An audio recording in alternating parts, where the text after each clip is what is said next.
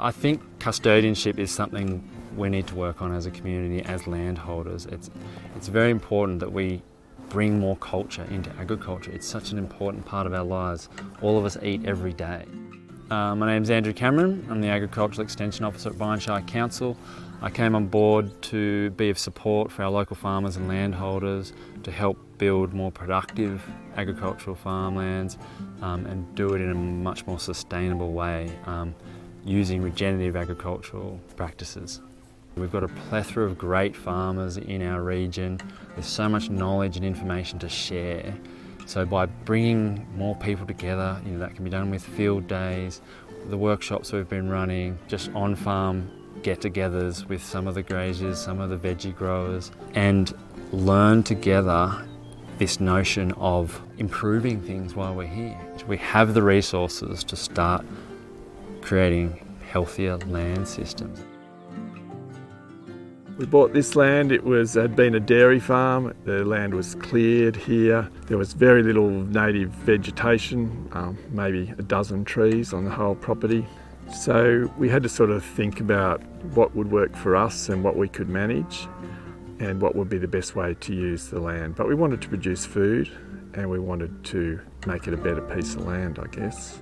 We rotate a herd of about 50 breeders, British white breeders, around 21 paddocks. So the land's rested for about 40 days before being grazed for 2 days.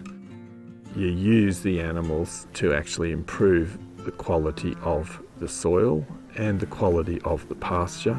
And it's a bit of a virtuous cycle. Your cattle are only as good as the grass they eat, the grass is only as good as the soil you've got, and the soil is only as good as how you look after the land. We decided that we would keep 15% ungrazed and trying to restore some semblance of native biodiverse forest. We think the biodiversity of the pasture has increased. We haven't sprayed the pastures and we haven't fertilised the pastures and we haven't limed the pastures for 12 years, and we think it's continuing to improve. If you want to maximise biodiversity in your pasture, you want as many species as possible, and there's reasons for that. The more species of pasture you have, the better microorganisms and microfungi you have in your soil, and the more you're going to move nutrients into your soil. And whether cattle eat it or not, it's still a species. So even things that you might think are weeds perform a function. If a unpalatable species is getting more and more every year, then maybe you're doing something wrong. If it's getting less and less, maybe you're doing something right. So you can actually, it's the change in the incidence. So the moment I let some ground get bare or overgrazed, I'll see more weeds appear there. And often they're just repairing the damage that you've done as a farmer. It's a sign that you're not doing something properly. I've been a macadamia farmer full-time for about 11 years now. I originally planted the first part of my orchard 20 years ago while I was working off-farm, and now I'm in the process of turning it into a regenerative ag farm. I've got large spacings for my trees. They're on 10 by 5, which is a real bonus. That actually gives me sunshine coming right through to my orchard floor. So on that, I'm able to grow cover crops down between my macadamia trees. I've been doing that for about 7 years now, and slowly developing different practices with that, changing from just a few species to multiple families now. I want to get it so that I'm doing nutrient cycling. So by having different families, they'll have different biology under those cover crops, which will then interact with my macadamia trees. So it's a complete system that I'm looking for. These trees are producing quality nuts, and I'm not putting a lot of inputs in from off the farm. I was fortunate enough to have received a letter from Byron Shire Council about support for farmers and new farmers. I read it and I thought, that's me for sure. It's been such a great thing to meet the other farmers and to learn from them, to learn from Andrew, and to do the courses through the council. And to come across the regen stuff and learn about trying to reduce inputs and farm regeneratively has been a real eye-opener. I've now got some direction about what I want to do. I've certainly got a good support network, and I look forward to the next 10, 20, 30, 40 years on the property and taking care of the land.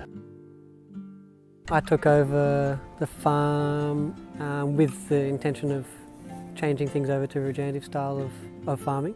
Yeah, it took just not really even that long to realise the benefit of it. Pretty much 1 or 2 rotations around the whole farm, and the cows were happier. Just the feed quality was so much better. There's so much more feed there. Probably less work too, isn't it? In terms of slashing is a wonderful thing, and waste a lot of time, spend a lot of time doing that. Yeah, money on machines, money on petrol. And a little bit of herbicide spraying and things like that, which we're not doing there. So that that's saving a lot of money doing that. I wasn't a believer to start with, as you know, but Will's taken over the mantle a bit more, and we're very happy with the way it's going. Land is really, really important, and to feel connected and to belong to some land provides a great sense of well-being. I want to show people what I'm doing. Education is the key to this. There are better ways to do it, and it doesn't have to cost you a lot of money to do it. It's actually just learning what options you've got, looking what other people do, talk to other people and see what they're doing, and from that move forward. It is a beautiful area, and I'm just keen to leave the place in a better state than when I bought it.